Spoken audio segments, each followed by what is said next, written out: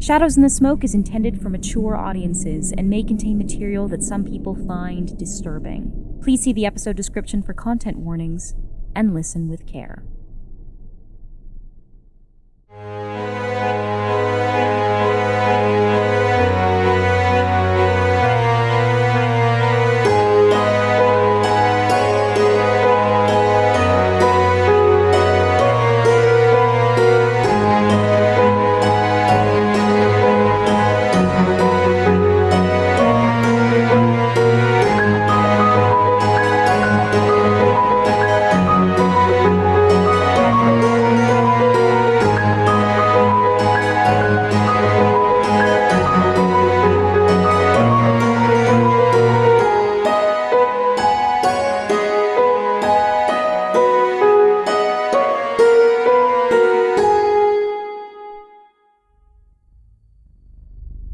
Hargrave House is an old Gothic Revival-style building. It stands out from its neighbors on Belgrave Square, which are done in the more conventional, classical style. Hargrave House is also different because it's not just a residence, but a place of work. Dark work. And some more of that dark work has just landed on the doorstep. The Daily Telegraph has a story about a washerwoman named Clara Yarborough, who was found dead in a hallway of her tenement house in Whitechapel. Her face had been carefully removed. This is the third such crime this month. The other two victims, Edward Clive and Dolly Merriweather, also lived in Whitechapel. People are saying it's old Sally No-Face who's doing it. But Sally No-Face is just a legend. Children have been singing her song in the streets for as long as anyone can remember. Poor old Sally, trapped in a fire, her looks burned up without a trace. If you're lovely with fate most dire, she'll come and take your lovely face. Every threat, I get to pose a question to one of the hunters of Hargrave House. Miss Douglas, you have a history with the now deceased washerwoman Clara Yarborough. What is it? I think one day when she was down by I assume a river, cleaning, I very much scared her popping out of the water as a seal barked in her face and swam away. Hunters, this threat is called Sally No-Face.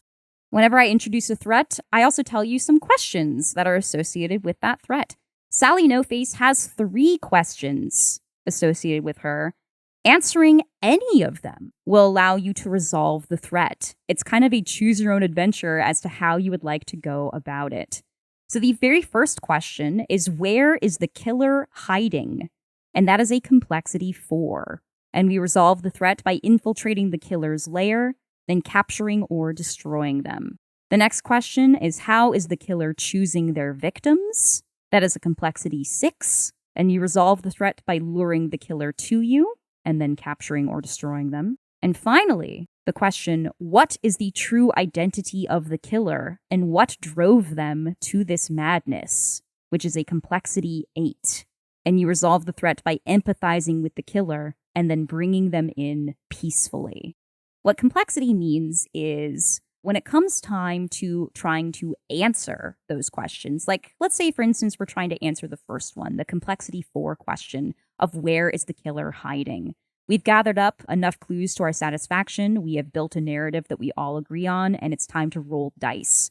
Let's say that we've applied 5 clues to the question, where is the killer hiding? When it comes time to roll the answer a question move, we are going to roll plus the number of applied clues, in this case 5. Minus the question's complexity, so 5 minus 4, you are making that roll at a +1. So generally speaking, if you want to make sure that the answer that you are arriving at is correct, if you want to ensure your success, it is recommended to try to apply more clues to the question than the question's complexity, because that way you are guaranteeing that you are making that roll with a positive number. Now, there being 3 questions, each one, if answered, will resolve the threat of Sally No-Face. It's really a question of how dangerous do you want this encounter with Sally to be? The complexity 4 question, if you answer it, You are confronting Sally in their own lair. That's a pretty dangerous place to be. The second one, you are luring Sally out of their lair and towards a trap that you have devised. Both of those will result in Sally probably dying or being captured. More than likely, you will have to kill her. It is only the third and final question, the one that asks you to deduce their true identity and what drove them to start stealing faces, that gives you the opportunity to bring Sally in peacefully with no threat of bloodshed. So it's really up to you as to how you want to go about this and how you would like to deal with Sally. The easier the question, the more dangerous the resolution, I suppose is the easiest way to put it. Whenever I introduce a threat, I also get to tell you about one unique resource that is associated with that threat. Each threat has a unique threat mask. This mask is called the Mask of Beauty. If you are in a situation where you would like to spend a mask, but you would not like to spend one of your personal masks of the past or future, you can always choose to invoke the threat-specific mask if you are undertaking actions that somehow involve that threat. However, there are a couple trade-offs here. The first one being, you must pick this mask sight unseen. It will ask you to narrate a flashback prompt, but you will not know what it is until you choose it. Secondly, and this is unique to the 2025 version of The Between, if we get to the point where we're trying to answer the question about Sally No Face and we have rolled a miss or otherwise a result that does not please you, and you would like to bump that roll up to a higher success tier, if the threat-specific mask has not yet been used by any hunter during play, you may choose to spend the mask at that point and bump up the result of answer a question to the next success tier.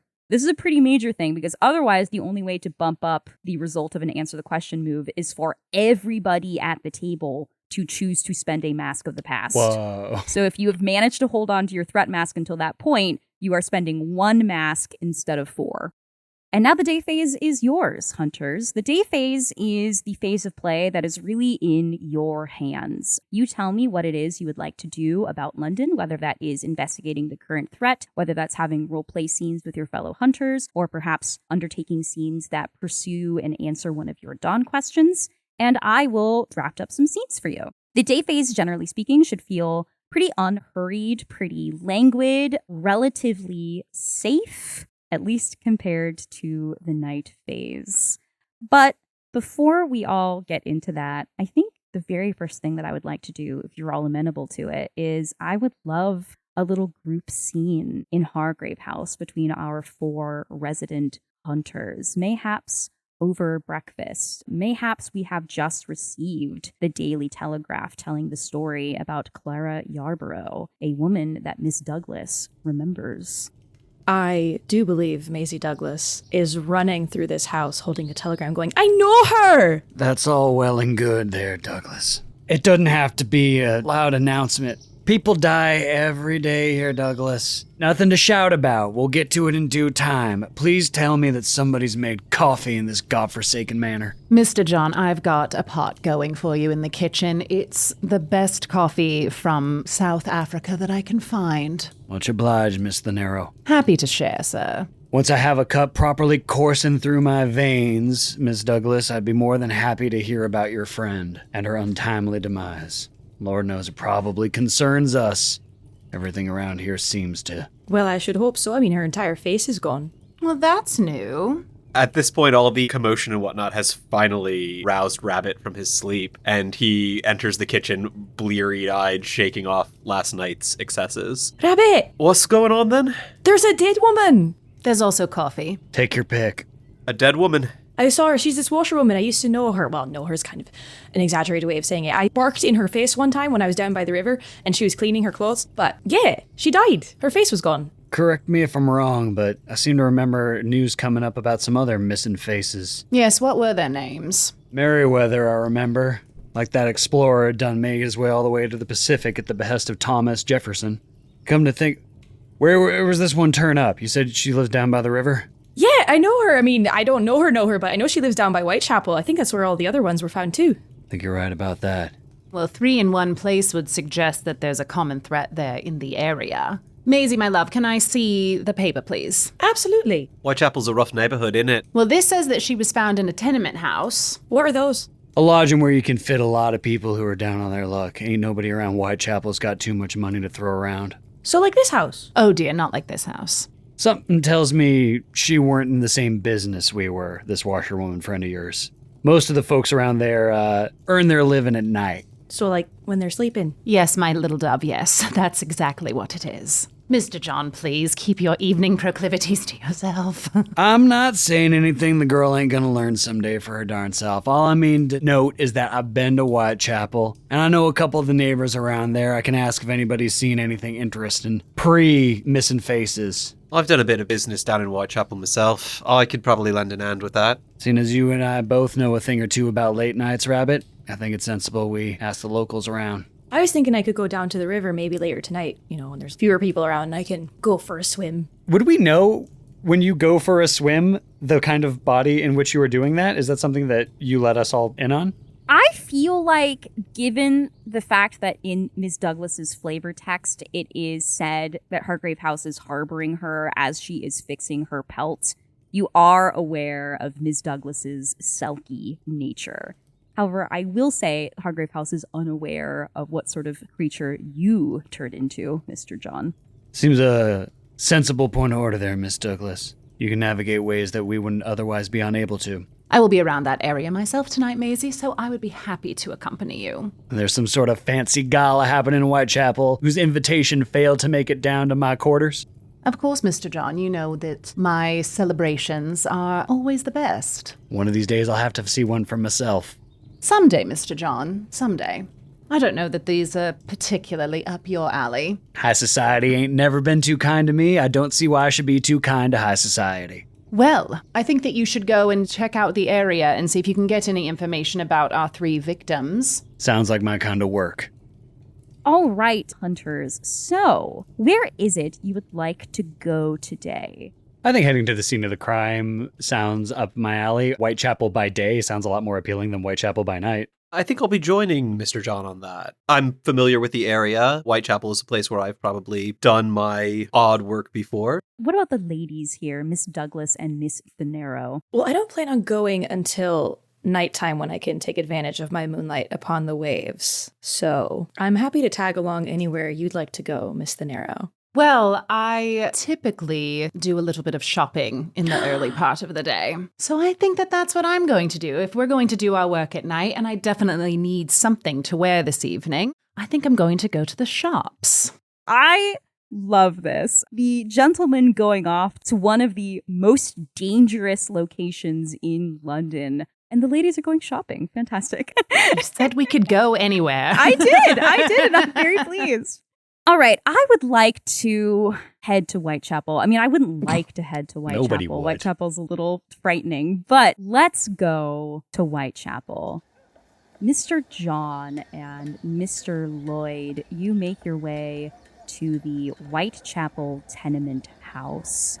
It is 3 stories tall. It is dirty and dingy. There are beggars and sex workers all over, both lingering on the steps of the tenement house itself as well as inside its doors. Once you enter, you are greeted with very poorly lit, dirty corridors. I have a new mechanic to introduce here. This is called Paint the Scene. Basically, whenever we enter a new location, I will ask all of the players present, even those who are not in the scene that is currently being discussed, a question. And basically, we will just do some shared storytelling. This helps us just establish truths about the scene and about London itself. So the Paint the Scene for the Whitechapel tenement house is as follows. This building was originally a charity project, now abandoned, for some wealthy do-gooder. What faded remnants of their largesse do you see around you? As soon as you enter, there's this long, long hallway, and at the end of it is the brackets where a golden crucifix would have once hung, but has since been stripped away and sold by various tenants over the years. So there's just these, ghosts of the metal holds on which Jesus would have once been, but no longer looks over this decrepit house. I think all of the crown molding around like the ceiling has every once in a while the family crest of whoever was designing this building, and it's all just sort of starting to like chip away and yellow. I'm going to say that on the front door, there used to be these very ornate, like stained glass windows that were depicting some piece of Christian or religious story. And they've just been kind of hurriedly yanked out. And there's just like smoky, foggy glass and a few like boards, like kind of over the front of the windows. But you can tell that it used to be ornate stained glass. And inside the building, every room that you go into, you can see where new interior walls have been put up to subdivide the once reasonably large rooms for families into tiny, cramped spaces. Mr. Lloyd and Mr. John, what's the approach here? I am familiar with one of the working girls who is loitering around outside on the steps there, and I think I'll give her a nod and gesture over toward the side of the building to see if we can't have a chat private-like. Yes, you would know a Miss Vera Hale. Morgan's going to take a different tactic because he looks rather like he belongs here. If he hasn't actually been in this building before, he's just going to try and mix his way amongst the people in this building to get to the crime scene itself where the body was found. You would know that Ms. Yarbrough was found in one of the hallways of this tenement house right in front of her own flat.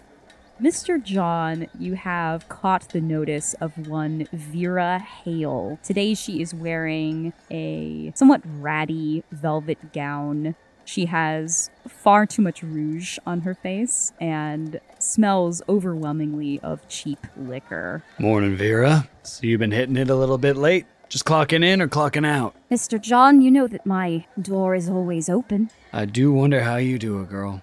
I would like to say that I'm here for my usual reasons, but unfortunately something a bit darker has brought me down your door today. I'm asking after Miss Yarborough, neighbor of yours. Pretty thing she was. Was being the emphasis on that matter. I heard her prettiness has gone the way of so many empires. Aye, sir. I know a lot. I see a lot. But I don't see nothing for free. Now, Vera, surely my former hours spent in your establishment have earned me a little bit of goodwill. I'm just here having a conversation.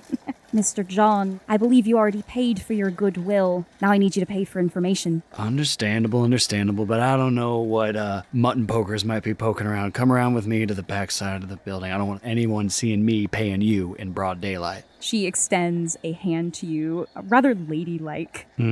I take her by the hand and bring her off to the side of the building away from the main road. And then I pin her against the wall by her throat.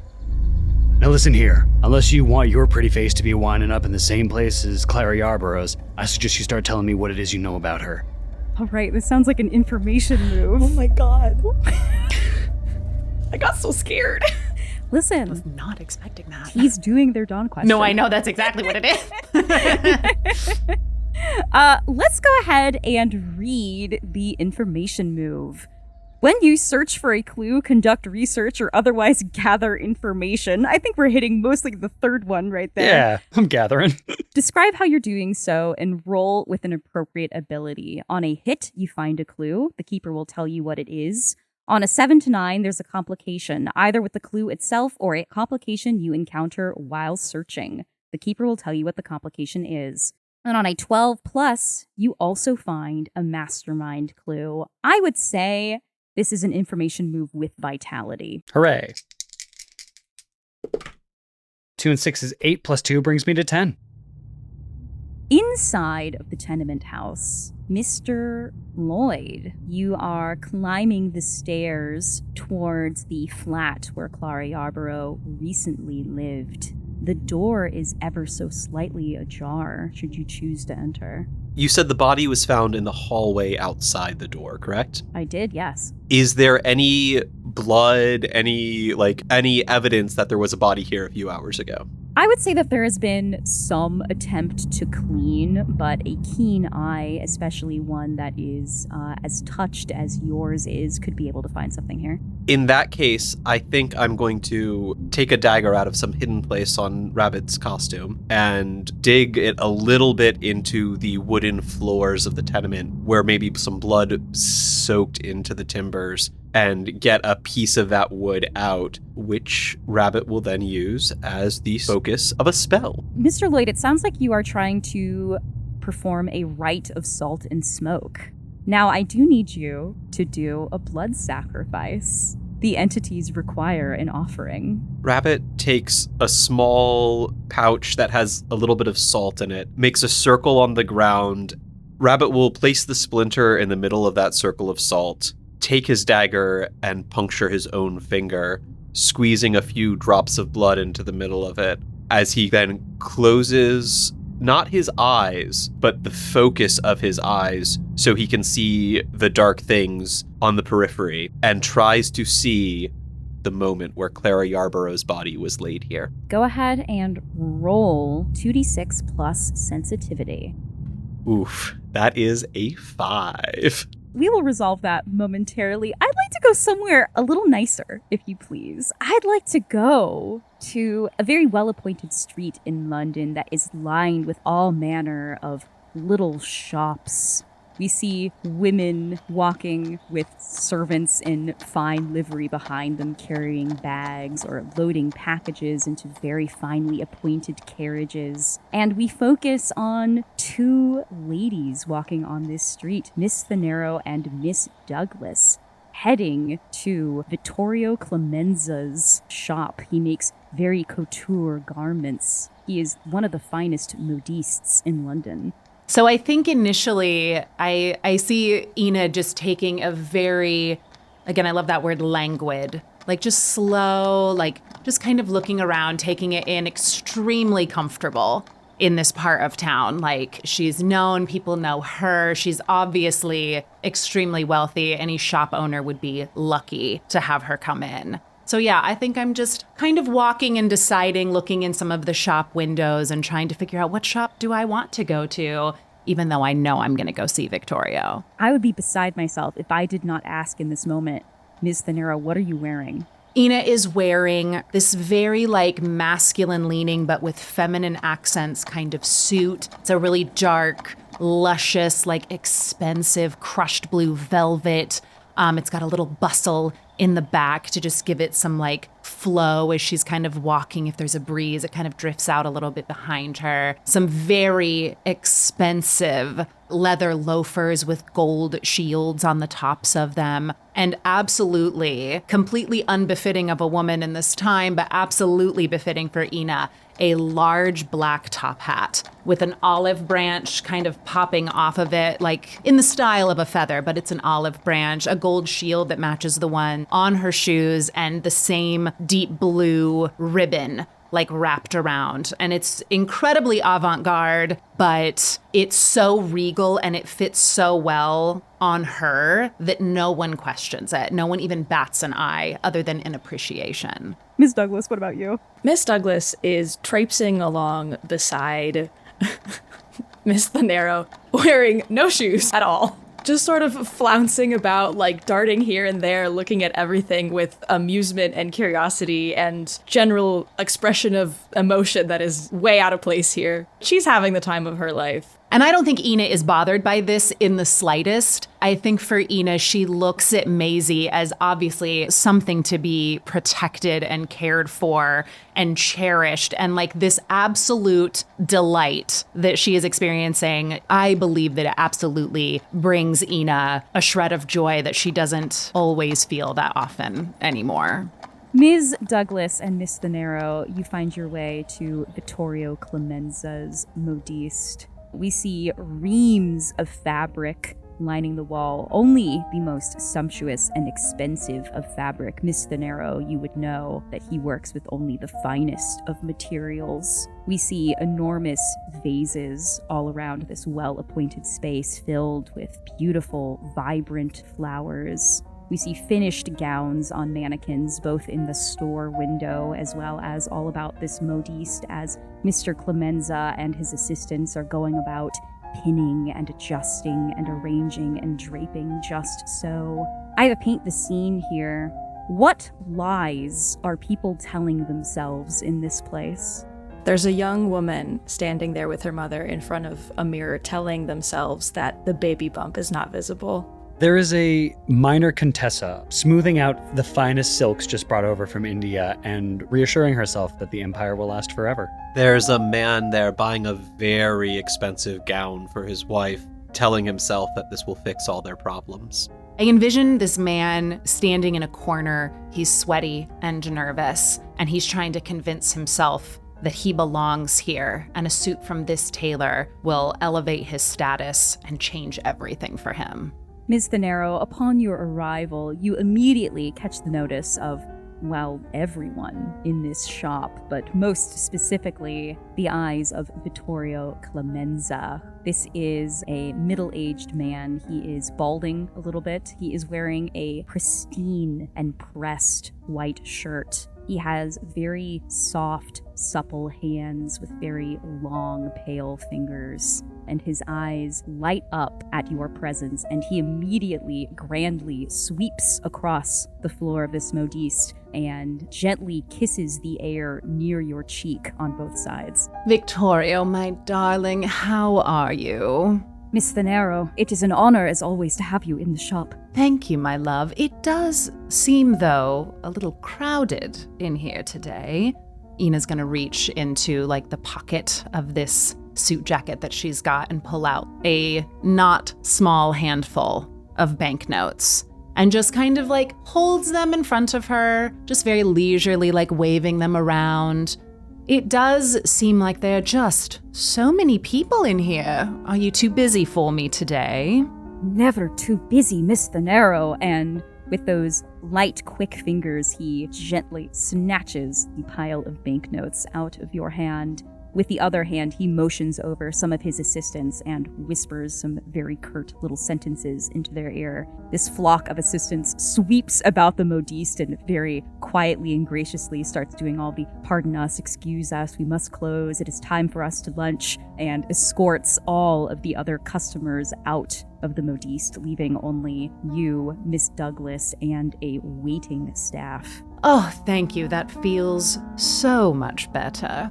Now, I wish I could say that I was here to play today, but I do need something rather specific for an event that I'm going to tonight. How might I help, Miss Thanero? Our shop is ready and willing.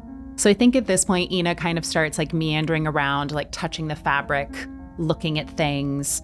And I think she spies this black silk. It almost looks like water fabric, and just starts running her fingers over it. I think I'd like to try something in this. A fine eye, as always, Miss Thanero. Maisie, my love, why don't you look around and see if there's anything that you might like to play with? Well, I was thinking it would be, if it wouldn't be too much of a bother. I have this garment that needs fixing, and I was wondering, Mr. Clemenza, if you could potentially help me with that. And she produces 2 halves of a white fur pelt that she handles with so much grace and makes sure it doesn't touch the floor. This is her most prized possession, and she places them on a table in front of Vittorio. Miss Douglas, I feel like this is the day move to try to convince Vittorio to do this for you. Let's go ahead and read the day move. When you do something risky or face something you fear, name what you're afraid will happen if you fail or lose your nerve. Then roll with an appropriate ability. Miss Douglas, you have entrusted something very precious to you, to Vittorio Clemenza, not just the pelt itself, but also a bit of your secret. What are you afraid might happen if you fail in this moment? I worry that he will see through what this is, that it's not just an item of clothing, and what it actually is and who I actually am. Miss Douglas, I'm going to say that this is a day move with presence. All right, here we go. Okay, that's a 7. Miss Thanero, while Miss Douglas has pulled Mr. Clemenza aside and is showing him the pelt, what are you doing? I'm, again, very languidly, I walk up to one of the assistants and request some coffee while I wait, because as I am aware that Hargrave House is harboring Maisie, and I do want to give her this time. Since she's had the presence to ask, I'm going to let her do that. So I'm just going to walk up to one of the other shop employees and, may I have a cup of coffee, please, while we wait? Oh, yes, of course, Mum. One moment. And they scurry away. Let's go back to Whitechapel. Mr. John, any sort of frivolity has left Vera's eyes now that she has followed you to this alleyway, and she realizes just how alone she is right now, and also how unlikely it is that anyone, especially in Whitechapel, would come to her aid should she need it. Mr. John, there's no reason to be taking that sort of tone now. I wholeheartedly agree. Just tell me what I need to know. It's just the two of us here. I see things, Mr. John. I saw Clara. I saw Miss Yarborough. She was going about back and forth from Whitechapel at all times of the night. Done up real pretty, too. Wearing a brand new dress. Makeup, but nice makeup. Looking unusual. I'd ask her sometimes, and she said that she would go to a fancy neighborhood. There was some sort of townhouse there, lit up all hours of the night. Some sort of party going on inside. But I couldn't get any word from her about what it was she was doing there, or who else might be there. But that's what she was up to. Every night, sir. Until she died. You weren't envious of her none, were you, Vera? New dresses and pretty makeup? I kind of like finger a hole in her ratted velvet dress. Times is hard, sir. It's been a while since I've seen anything new. I ease my grip on her throat and let her down against the wall. You never followed her none, did you? Didn't let your envy take you to worser sins? No, sir, I had my own work to be taken care of. Keep it that way. Appreciate your time, Ms. Hale. That is a clue, Mr. John, what you've just gathered from this conversation with Vera Hale. Rumors of a townhouse in a stylish neighborhood that is always well lit at night. Let's go inside the Whitechapel tenement house. Mr. Lloyd on a miss. Now, we know that there are always certain dark entities present in your peripheral vision, kind of lingering on the fringes. What do they look like when they come fully to the forefront of your sight? The dark entities on the edges of his vision appear at first as though they are animals of the night, moths, dark cats, even ravens and crows. But as they move more into focus, they take on decidedly more human shapes while still retaining their animal characteristics. One such entity creeps into view. It is this shadowy, bird-like form, but as it creeps out from the shadows, it grows tall. Its beak becomes long and jagged. Its dark feathered wings become patchy, and it creeps across the floor towards you as you are conducting this ritual. At the sight of you, its beak splits in this unnatural smile and then closes as it creeps towards your mouth, trying to press the entirety of its beak into your jaw. You feel your muscles start to tear and split as you are unable to scream. This is going to be a night move with sensitivity. When you do something risky or face something you fear, name what you're afraid will happen if you fail or lose your nerve. The keeper will tell you how it is worse than that. Rabbit is afraid that this thing will be able to enter him and take him over, consume his soul, and he will never get to lay eyes on his beloved again. Mr. Lloyd, it's worse than that. This entity will enter you and possess you, but it won't kill you yet. We will see you walk down the steps of this tenement house to meet Mr. John out front, to take him down a dark alley and kill him. Night move with sensitivity, please. That would be a 10. Yeah, better be. Coming in the middle of the dark forest is in other people's lives. I'm so scared. Damn, I'm so stressed right now. Dude, just this shadow of like some weird beaked animal leering over me as I've got my hand, like the talons as I've got my hand on this girl's throat. Stay tuned as we watch your character get retired in episode 1. Everyone had a backup character planned, right? Right? Oh. Let's return to the Modiste. Miss Thanero, as Mr. Clemenza and Maisie Douglas talk, you hear just the slightest rap on the door. One of Mr. Clemenza's assistants rushes over, opens the door, and has a brief whispered conversation. As they return, they look at you and say, "Apologies, miss. This was an order that was scheduled for pickup today. If you'll excuse us and allow us to do that." Oh, I suppose. The assistant nods and starts packaging up this beautiful sapphire blue gown, placing it into a very ornately decorated box, tying it up with a trim blue ribbon, and then rushing it to that door. The door is opened and you see a servant standing there, also in sapphire blue livery. They pay Mr. Clemenza's assistant and take the box away. If you were to look through the window, you would see a very well-appointed, very large carriage that is parked just out front of the modiste.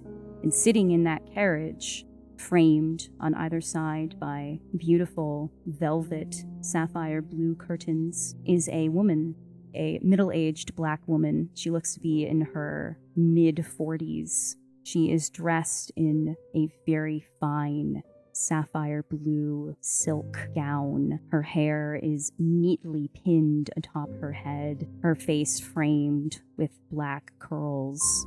And most notably, there is a large choker at her throat, the center of which is a enormous sapphire gem. As the gown is loaded into the back of the carriage, she locks eyes with you, Miss Thanero, ever so briefly, and gives you a small smile, and then motions for her carriage to drive away.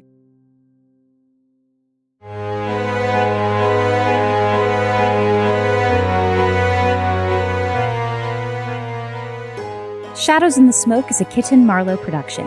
This episode was edited and produced by Kim Dalton and featured a theme song by Jake Pierle. You can find out more about us by visiting kittenmarlowe.com, signing up for our newsletter, or following us on socials. For Discord access, an exclusive behind-the-scenes show, and more, visit patreon.com/kittenmarlowe and join Cheongju, Jax Gitzes, Ashley S., and Mike Keck in supporting artist-driven storytelling. Thanks for listening.